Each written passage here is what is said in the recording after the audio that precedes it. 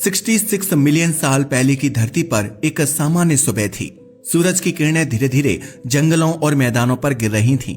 उस समय धरती पर डायनासोर का राज था। बड़े बड़े डायनासोर जंगलों में चरते, नदियों के पास पानी पीते और खुले मैदानों में शिकार करते दिखाई देते थे। उनके बीच छोटे जीव जैसे कीड़े, छोटे स्तनधारी और पक्षी अपनी सामान्य जिंदगी जी रहे थे।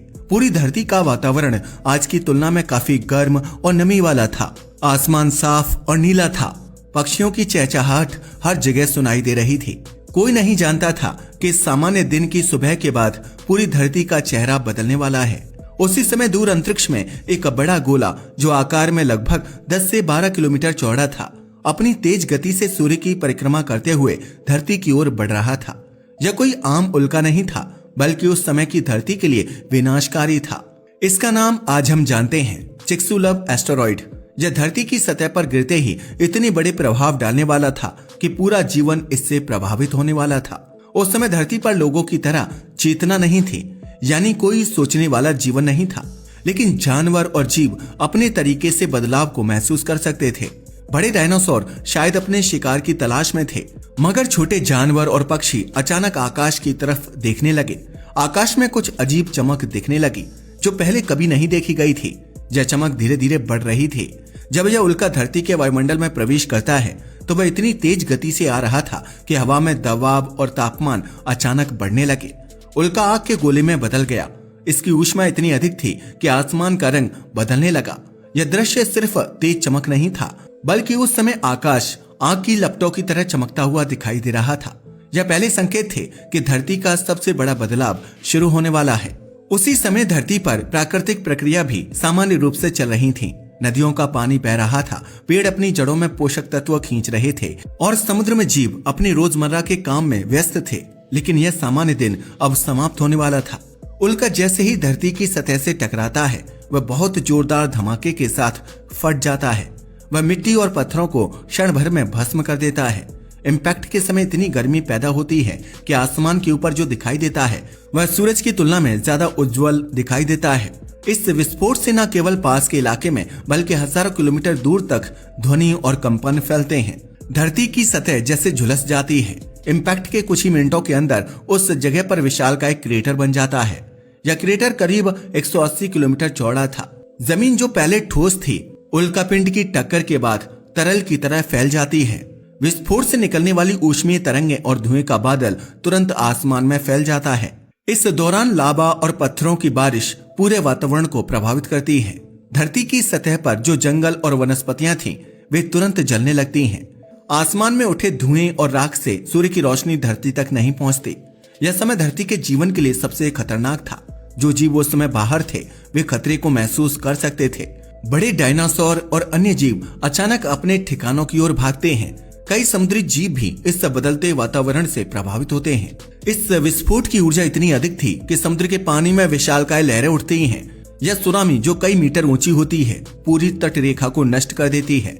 इसके अलावा इम्पैक्ट से उत्पन्न दबाव और ऊर्जा की वजह से पृथ्वी की परतों में झटके और भूकंप जैसी गतिविधियां शुरू हो जाती हैं। उसी समय दूर दूर तक आग के गोले और ऊष्मीय पत्थर वर्षा की तरह गिरते हैं। यह वैश्विक आग की शुरुआत है। जंगल, मैदान और सभी जीव एक साथ इस विनाश से प्रभावित होते हैं। आग की गर्मी इतनी होती है कि कई जीव अपने आश्रय में भी बच नहीं पाते। यह केवल शुरुआत थी। जब इम्पैक्ट के कुछ घंटे बीतते हैं तो उल्कापिंड से निकली धूल और राख पूरी धरती में फैल जाती है। सूर्य की रोशनी धरती तक पहुंचने में असमर्थ हो जाती है। जंगलों और समुद्रों में जीवन धीरे धीरे संकट में पड़ने लगता है। इस दिन की शुरुआत सामान्य और सुंदर थी, लेकिन इम्पैक्ट के कुछ ही घंटे बाद धरती पूरी तरह बदल चुकी थी। यह केवल एक प्राकृतिक आपदा नहीं थी, बल्कि धरती के इतिहास का सबसे निर्णायक पल था। उस पल से 150 मिलियन साल का डायनासोर राज खत्म होने वाला था। चिक्सुलव इम्पैक्ट के कुछ ही मिनटों के बाद धरती पर जो दृश्य था, उसे देखकर कोई कल्पना भी नहीं कर सकता था। जहां पहले हरियाली, नदियां और जंगल थे, अब वहां सिर्फ आग, धुआं और उड़ते हुए पत्थर दिखाई दे रहे थे। इम्पैक्ट के कारण समुद्रों में उठी विशाल लहरें इतनी ऊंची थीं कि तटरेखा लगभग पूरी तरह बह गई। यह सुनामी केवल आसपास के इलाके तक सीमित नहीं थी, बल्कि इसकी लहरें हजारों किलोमीटर दूर तक पहुंच रही थीं। कई द्वीप और तटीय क्षेत्र पूरी तरह पानी में डूब गए। धरती की सतह पर भूकंप की तरंगें महसूस की जा सकती थीं। यह भूकंप इतना तीव्र था कि कई पर्वत श्रृंखलाएं हिल गईं और ज्वालामुखियों में विस्फोट होने लगे। इम्पैक्ट के कारण जमीन में इतनी ऊर्जा पैदा हुई कि पहले से सक्रिय डेक्कन ट्रैप्स जैसे ज्वालामुखी और भी अधिक सक्रिय हो गए। धुएं और राख आसमान में उठकर पूरी धरती को ढक रही थी। लेकिन इससे भी अधिक खतरनाक था आग की वर्षा। उल्कापिंड से उड़े हुए छोटे छोटे पत्थर और ग्लोबल फायरबॉल एटमॉस्फेयर में प्रवेश करके धरती पर गिरते हैं। यह गिरते पत्थर इतनी गर्मी लेकर आते हैं कि जंगल, मैदान और सभी जीव इस आग से प्रभावित हो जाते हैं। पेड़ों की शाखाएं जल जाती हैं और जंगलों में रहने वाले जीवों के लिए कोई बचने की जगह नहीं रहती। इस आग और भूकंप के बीच धरती का मौसम अचानक बदल जाता है। इम्पैक्ट से निकलने वाली धूल और राख ने पूरे वातावरण को ढक लिया। सूरज की रोशनी अब धरती तक पहुंच नहीं पा रही थी। फोटोसिंथेसिस रुक जाता है, पौधों का जीवन थम जाता है और भोजन की श्रृंखला टूट जाती है।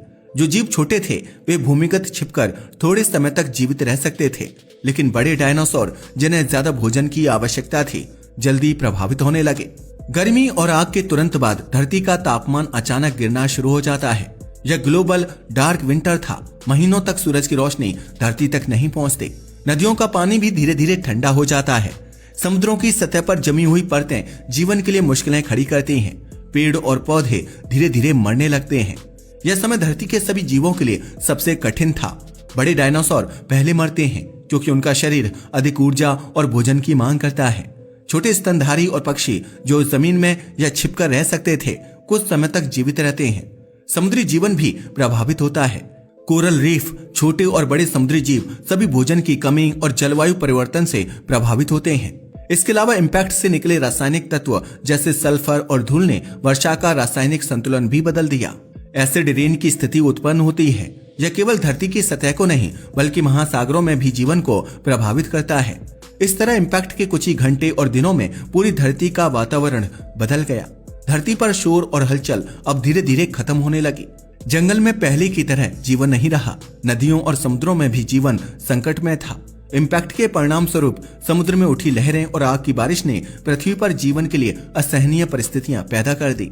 इम्पैक्ट के पहले हफ्तों में धूल और राख की परत ने सूर्य की रोशनी पूरी तरह रोक दी। तापमान गिर गया। दिन और रात का चक्र असमान हो गया। कई स्थानों पर लगातार ठंडक और अंधेरा बना रहा। यह समय जीवों के लिए सबसे कठिन और विनाशकारी था। इस समय केवल छोटे जीव जो छिपकर या भूमिगत रह सकते थे जीवित रह पाए। पृथ्वी का परिदृश्य पूरी तरह बदल गया। जहां पहले हरियाली थी अब केवल राख और जलते पेड़ दिखाई दे रहे थे। समुद्र और नदियां अशांत थीं। आसमान में धुएं और राख का घना बादल फैल चुका था। जीवन का संतुलन पूरी तरह टूट गया। इम्पैक्ट से उत्पन्न ग्लोबल अंधेरा महीनों तक बना रहा। इस दौरान जीवन धीरे धीरे समाप्त होने लगा। बड़े डायनासोर मरते गए, समुद्री जीवन कम हो गया और पूरी धरती पर जीवन संकट में पड़ गया। फिर भी कुछ जीव इस विनाशकारी बदलाव से बच पाए। छोटे स्तनधारी जो भूमिगत रहते थे, पक्षी, कुछ मछलियां और कछुए जैसे जीव थोड़े समय तक जीवित रहे। ये जीव धरती के नए जीवन की नींव बनने वाले थे। यह पहला साल था जब धरती पूरी तरह से बदल चुकी थी। चिक्सुलव इम्पैक्ट के बाद धरती का वातावरण पूरी तरह से बदल चुका था। पहले की तरह सूरज की रोशनी नहीं पहुंच रही थी और वातावरण में धूल और राख फैली हुई थी।